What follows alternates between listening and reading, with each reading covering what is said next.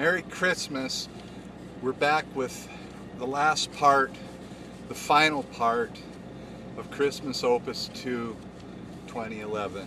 And we just left off where the three wise men gave their gifts of gold, frankincense, and myrrh to the newborn king.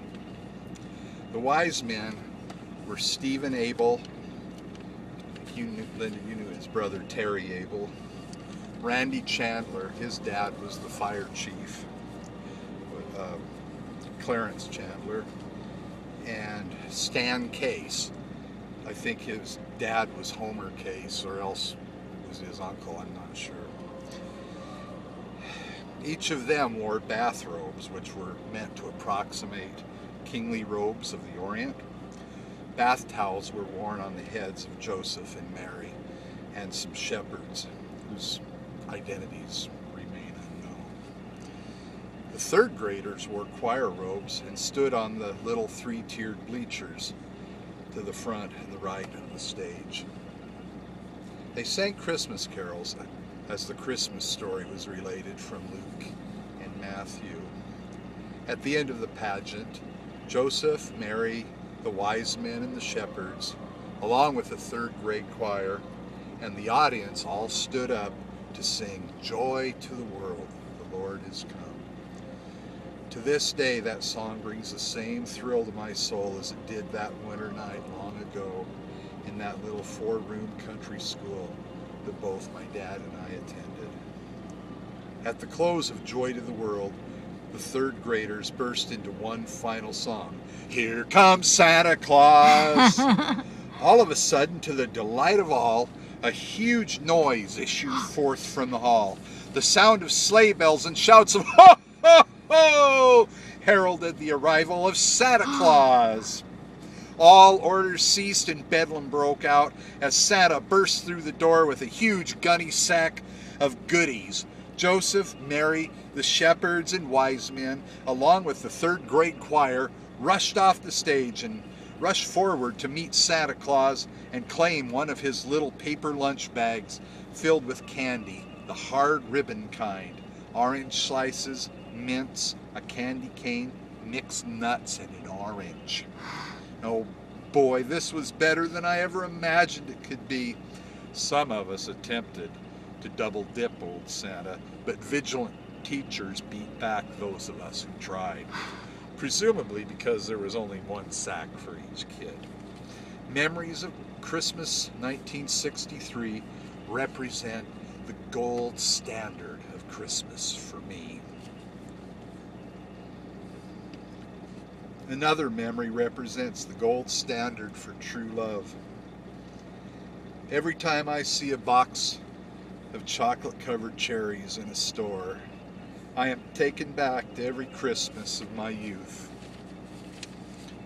Without fail, my dad gave my mama a box of chocolate-covered cherries for Christmas. My mama always seemed to think that it was the fulfillment of all her fondest wishes, and she rewarded Dad with a great big smile and a hug and a kiss. I mean a kiss. Mom and Dad used to make out in front of us like they were a couple of teenagers. My daddy really loved my mama, and my mama really loved my daddy. I can't count how many Christmas Eves, just about 5:45, my dad would jump with a start as we were finishing up milking. "Is this Christmas Eve?" "Yeah, Dad." "Holy cow, you finish up. I gotta go and do my Christmas shopping." Dad would run out of the milk house and leap into the pickup and with tires spinning tear down the driveway to get to Hyde's to get Mom her box of chocolate-covered cherries before they closed, the dogs running behind him down the lane. Those are my precious memories of wonderful Christmases past, given me by a wonderful Mom and Dad and by a loving Father in heaven. My old school has been gone since 1975, and my Mom and Dad have been gone since 1980. But the memories so dear and wonderful remain forever in my heart. I'm grateful for my Savior, my Lord, my God, Jesus Christ, whose holy birth we celebrate this year and every year. I look forward to that day, that wonderful day that Jesus has made possible through his atoning sacrifice, when I can again see old Jim, my mom and dad, and all my loved ones awaiting me on the other side of this life. God bless you, and may the love of our Savior Jesus Christ fill your heart and home this Christmas and always. Love, Alan. Merry Christmas, Linda and Jerry. I love you, and thank you for the greatest gift you could ever give me.